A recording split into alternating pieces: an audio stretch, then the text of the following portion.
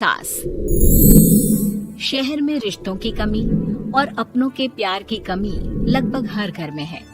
किसी को अकेलापन अच्छा लगता है तो किसी को ये काटने दौड़ता है। देखो राधा, तुम भले ही गांव की हो, लेकिन यहाँ शहर में सभी को साथ लाकर रखना पॉसिबल नहीं है। हाँ, लेकिन प्लीज किसी को तो बोलो हम लोगों के साथ रहें। तुम सारा दिन ऑफिस और मैं घर पर पकती रहती हूँ। अरे तो किसी सहेली को बुला लिया करो, बातें कर लिया करो। किसको बुलाऊं? कब तक बुलाऊं? तुम सासू माँ को बोलो ना आकर यहाँ रहे। ठीक है, बात करता हूँ मैं उससे।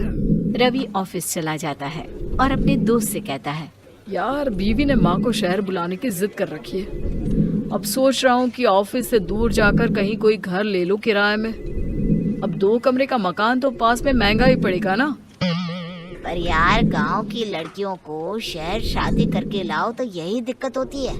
वो लोग समझ ही नहीं पाती कि शहर की जिंदगी कितनी मुश्किल है।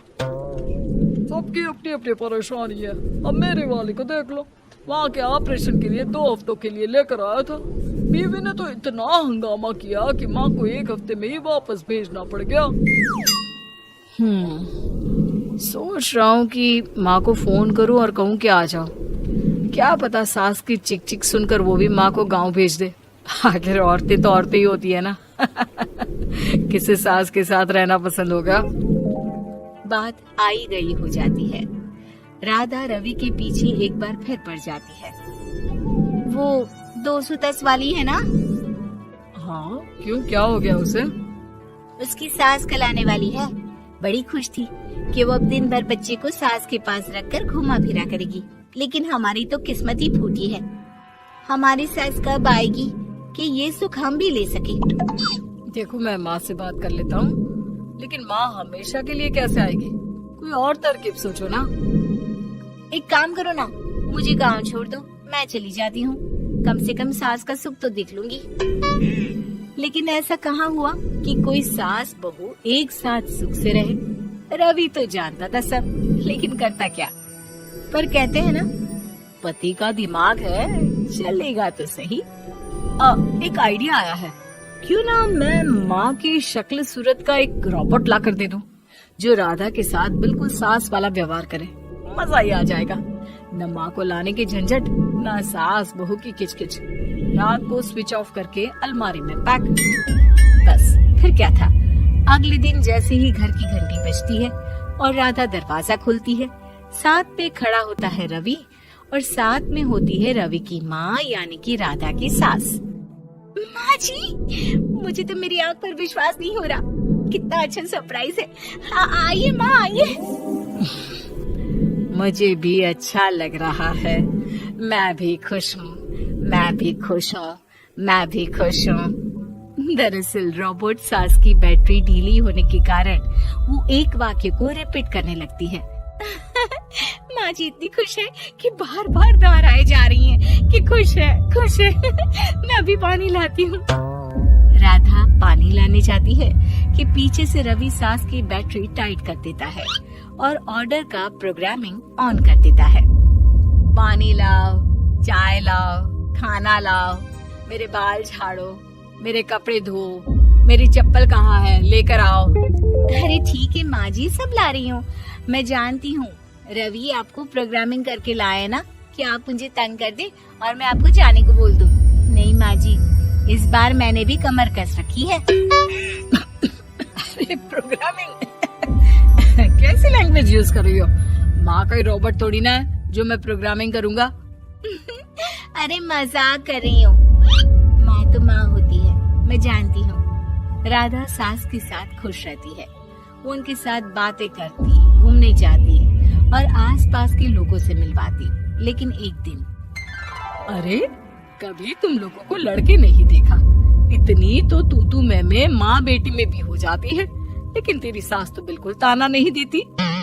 हाँ ये तो है, ताना तो नहीं देती, लेकिन ऑर्डर बड़े बड़े देती है। अरे ना मानना, 2-4 ऑर्डर अपने आप ठीक हो जाएंगी, तभी देखेगा असली रंग। कौन सा तेरे बुलाने पर आई है, बेटे के बोलने पर आई होगी बुढ़िया। बात तो सही है, लेकिन यार कोई बात नहीं ना, सास लड़ाई करे भी तो कोई परेशानी नहीं है। कितना ख्याल भी तो रखती तो है, लेकिन तेरी सास तो बिल्कुल नहीं लड़ती। ये कैसे? खैर मुझे क्या। पड़ोसन तो चली जाती है, लेकिन राधा के मन में सवाल छोड़ जाती है कि ये सास है भी कि नहीं। रात में राधा रवि से कहती है, मैं ना माँ जी के पैर दबा कर आती हूँ।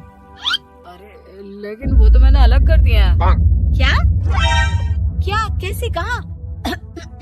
नहीं, मेरा मतलब कहा कभी माँ का पैर गांव में रहा करता था, तो मैंने काट कर मतलब माँ को शहर ले आया ना।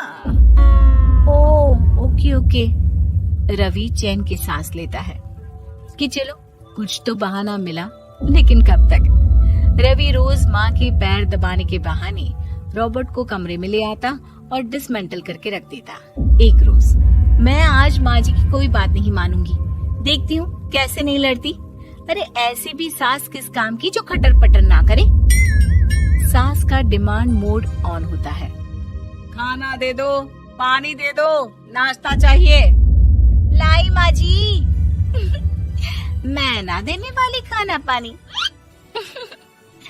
लेकिन समय बीतता जाता है। दोपहर और फिर शाम और फिर रात।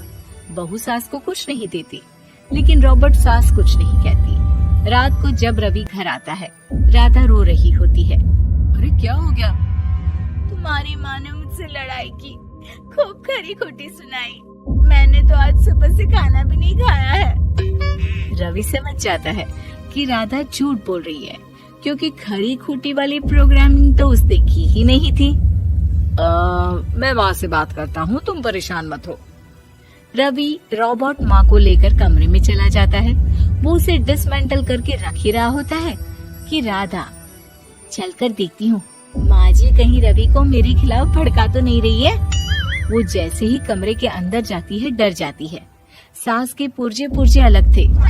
रवि, ये क्या है? ये माँ रॉबर्ट थी, तुमने ऐसा क्यों किया रवि?